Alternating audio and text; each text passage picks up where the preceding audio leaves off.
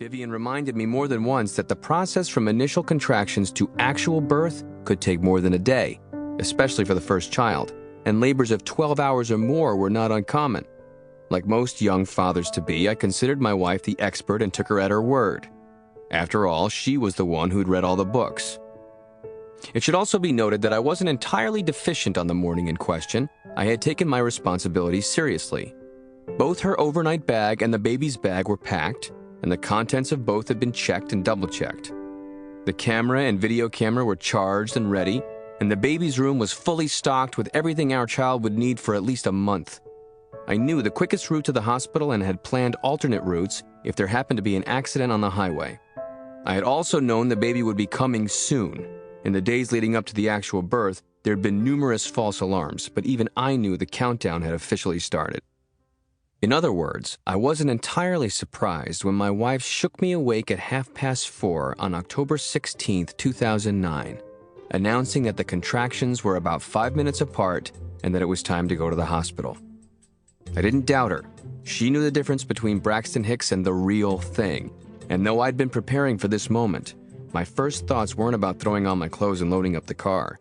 In fact, they weren't about my wife and soon-to-be-born child at all. Rather, my thoughts went something like this.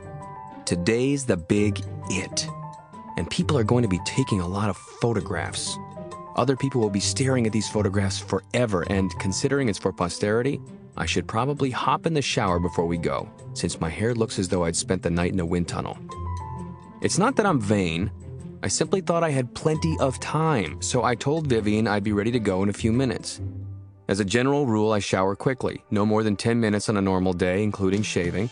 But right after I'd applied the shaving cream, I thought I heard my wife cry out from the living room. I listened again, hearing nothing, but sped up nonetheless.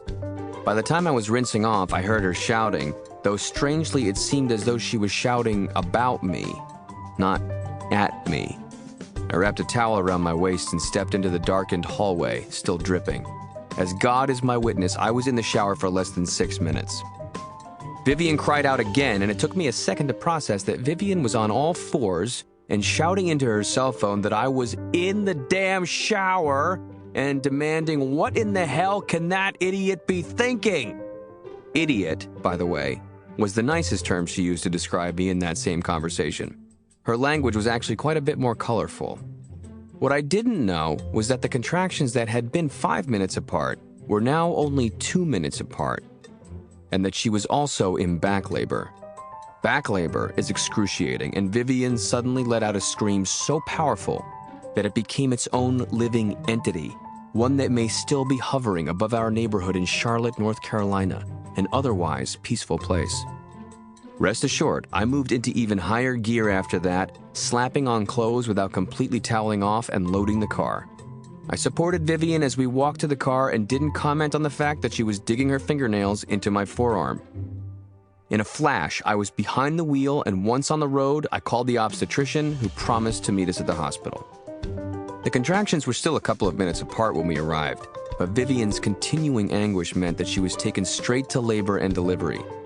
I held her hand and tried to guide her through her breathing, during which she again offered various colorful sentiments about me and where I could stick the damn breathing until the anesthesiologist arrived for the epidural. Early in the pregnancy, Vivian had debated whether or not to get one before reluctantly deciding in favor. And now, it appeared to be a blessing. As soon as the medication kicked in, her agony vanished, and Vivian smiled for the first time since she'd shaken me awake that morning. Her obstetrician, in his 60s with neat gray hair and a friendly face, wandered into the room every 20 to 30 minutes to see how dilated she was. And in between those visits, I called both sets of parents, as well as my sister. It was time. Nurses were summoned, and they readied the equipment with calm professionalism. Then, all at once, the doctor told my wife to push. Vivian pushed through 3 contractions. On the third, the doctor suddenly began rotating his wrists and hands like a magician, pulling a rabbit from his hat. And the next thing I knew, I was a father. Just like that. The doctor examined our baby, and though she was slightly anemic, she had 10 fingers, 10 toes, a healthy heart, and a set of obviously functioning lungs.